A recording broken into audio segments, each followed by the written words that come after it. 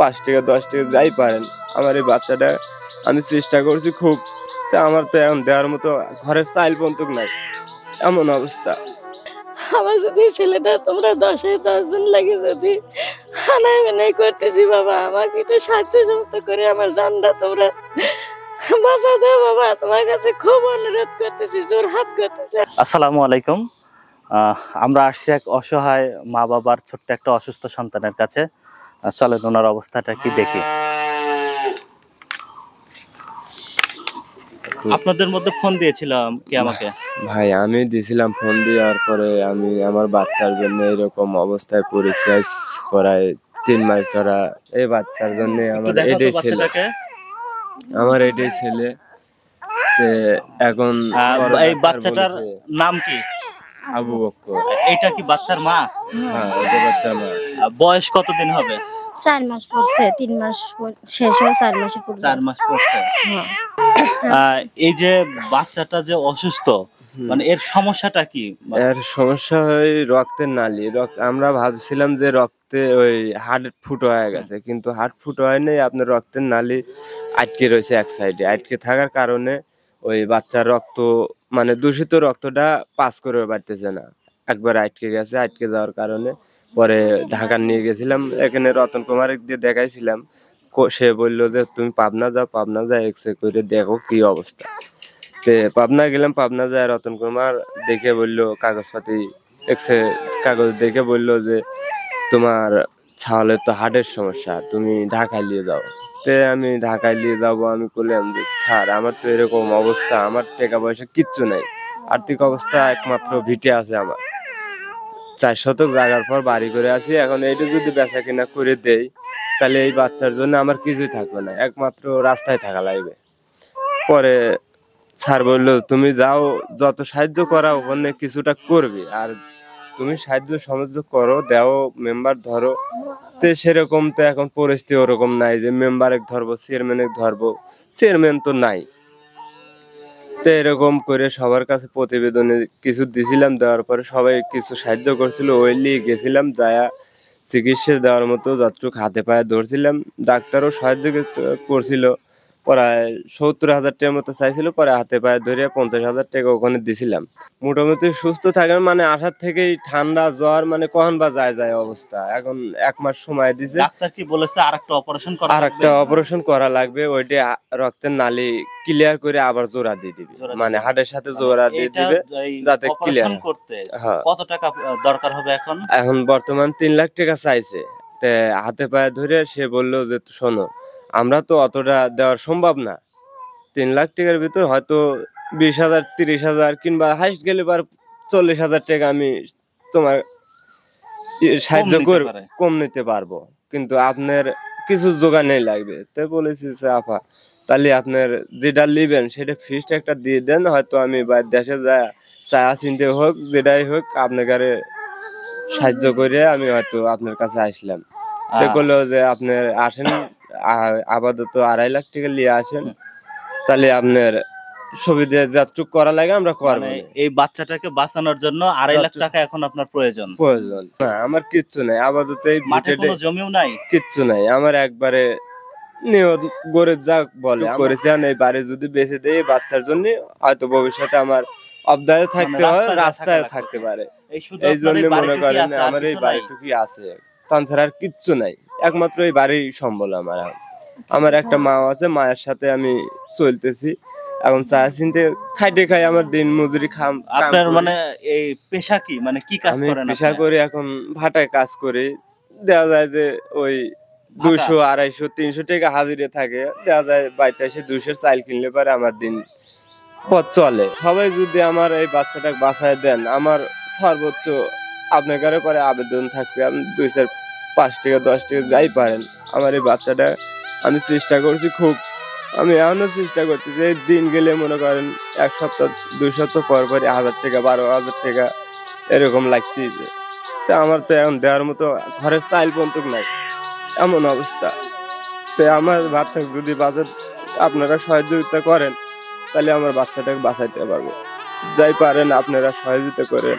এর আগে ডাক্তার দেখেছিলেন, কাগজপাতি আছে? হ্যাঁ, কাগজপাতি আছে, সব সবকিছুই কাগজটা আছে। নিয়ে আসেন তো আপনি, আমি কাগজ নিয়ে আসছি। নিয়ে আসেন।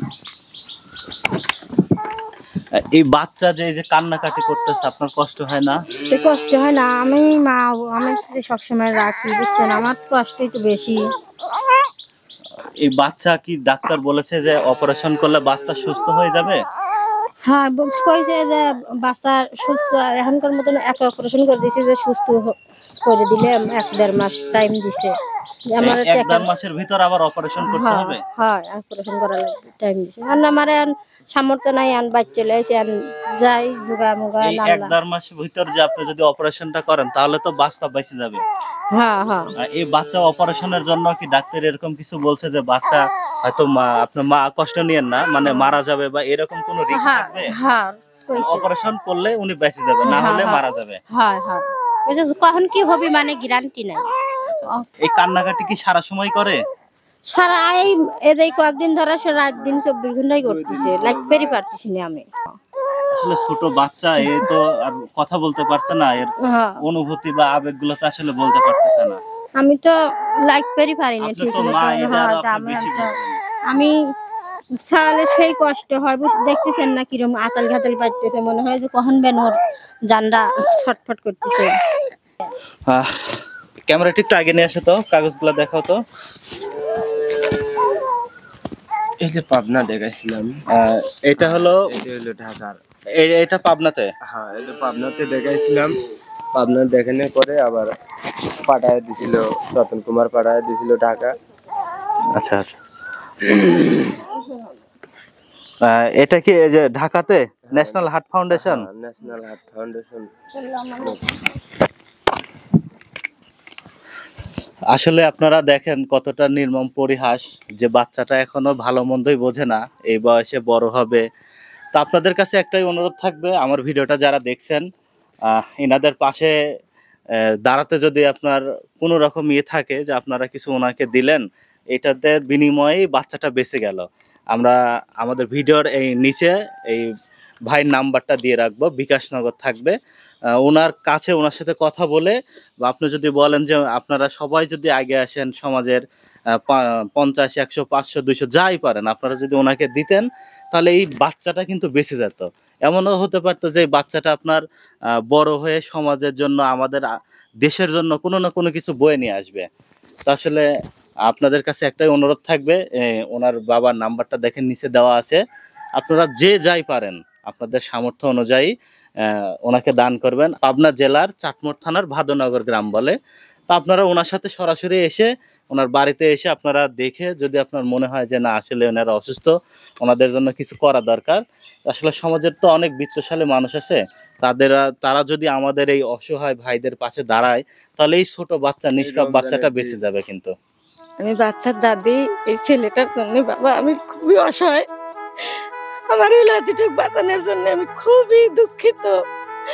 আমার যদি এই ছেলেটা তোমরা 10 জন লাগে যদি হানাই মেনাই করতেছি বাবা, আমাকে একটু সাহায্য সহযোগিতা করে আমার জানটা তোমরা বাঁচা দাও বাবা। তোমার কাছে খুব অনুরোধ করতেছি, জোর হাত করতেছি, আমি মাপ চাচ্ছি। ভুল আমার যদি হয়, তবে আল্লাহ আমার পরীক্ষা দিতে, এই পরীক্ষা থেকে তোমার কাছে আমি অনুরোধ করতেছি বেটা, আমাকে এই ছেলেটা বাঁচানোর জন্য তোমরা সবাই সাহায্য তাই তোমার কাছে আমি খুব অসহায়, হাত পাতিছি।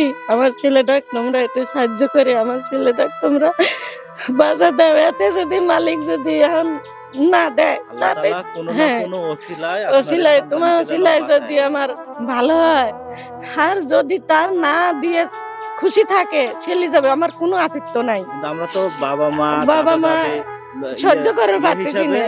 তাকে ইয়ে করা, যে ভালো চিকিৎসা দেওয়া। জান্ড বাঁচানোর জন্য খুব, চিকিৎসার জন্য খুব, তো আমি অসহায়, আমি বিধবা নারী, তাই এই শিশু ছাল পালিয়ে খুব কষ্টে দুঃখে আছি আমি। আমার ছেলেটা দেখেন আপনারা কতটা অসহায় হলে আসলে এমন কান্নাকাটি করে আমার এই কিছু ছোট বাচ্চার তোমরা- জন্য। আমরা যে যাই পারি, সমাজের বিত্তশালী তো অনেক মানুষ, অনেক টাকাই নষ্ট হয়। এনাদের যদি কিছু টাকা, আমরা ওনার নাম্বার থাকবে, এবং যদি কেউ এসে ওনার জায়গায় এসে ওনার সাথে কথা বলে দেখতে চায়, তারপর দেখে যদি কিছু সাহায্য করে, এই ছোট সন্তানটা কিন্তু বেঁচে যাবে। তো আসলে রোজার ভিতর যে আমরা জাকাতটা দেই, এই টাকার অংশ যদি কিছু অংশ দিয়ে এনাদেরকে দেওয়া যেত, তাহলে এই ছোট বাচ্চা নিষ্পাপ সন্তান কিন্তু বেঁচে যেত।